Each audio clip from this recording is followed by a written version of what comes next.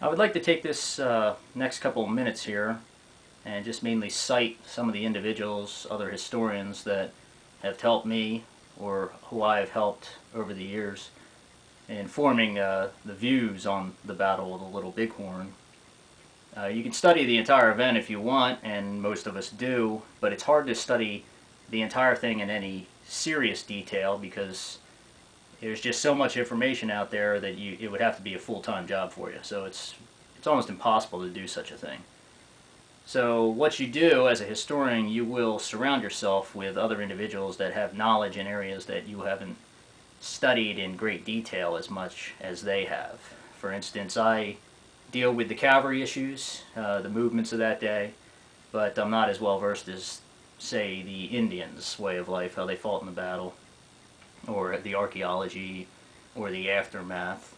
Other individuals have made that their main point of research, so you can take these individuals and use their research and tie it in with your own, and once you have all these disciplines together, you get a more realistic version of the battle than you would if you just used one discipline alone.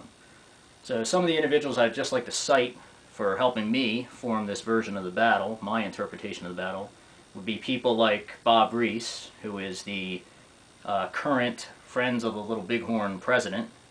I've emailed him several times. Other members, people on the History Channel, Jim Taylor, who knows a lot about the Indians' point of view and how their way of life was, how it worked out. People like Walt Cross, who has written a book on Henry Moore Harrington, who was one of the officers that died with Custer at the Little Bighorn. And we also have Alan Johnson, who is well versed, researched in the movements of the Montana Column and the officers of that battalion. They were a battalion that was in the campaign in 1876. Other people I'd like to cite would be the National Park Service Rangers at the battlefield itself. I've gone to the battlefield over 30 times now, so in the last 7 years I've gotten to know the Rangers a little bit, and I consider all of them friends, and three in particular I'd like to cite for helping me out would be Ken Woody and Marvin Dawes and Jerry Jasmer. I've spoken to all three of these individuals. Every year I go out to the battlefield and have gotten information from them and have hopefully given them some information as well. Other information that I've gotten have come from documents, books, testimony, videos, things like that. I have a bookcase here with over 150 Custer battle books about the Custer battle, and you do a lot of research on your own. Some of the writers that I'd like to give credit to would be people like Doug Scott, who is the chief archaeologist at the National Park Service. I've met him a couple times, once at the battlefield and once in Carlisle, Pennsylvania, at a it was an archaeology battle seminar. So I've had great pleasure meeting him.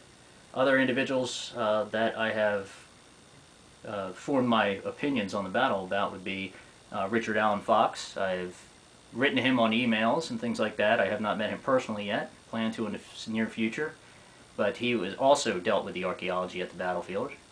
And we have people like Dr. John S. Gray, who wrote unbelievably detailed timelines of the Custer battle, the cavalry movements that day, and people like Roger Darling, who wrote a book called Benteen's Scout to the Left, which deals with just that aspect of the pre-battle, the Benteen Scout, and how its actions affected later actions in the day.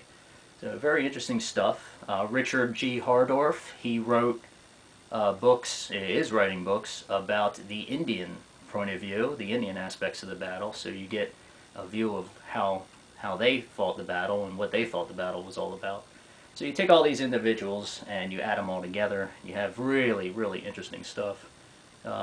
Just a few other people that I can think of off the top of my head would be a History Channel website member, Perry Baker, and he has given me pretty good information on Fox. He actually met Fox as well a couple years ago. And another individual would be Edwin Bars, the Department of Interior. He was a tour guide, and he's been in several documentaries, mainly Ken Burns' Civil War, and he's also been in McPherson's Great Battles of the Civil War series. So, and that's where I got this flag from. 2001 when I was on Edwin Barr's seminar. So it was really good meeting him, getting information from him, and giving him some information. So I just wanted to cite some individuals real quickly. I don't want to get in too much detail here. I hope I didn't leave anybody out.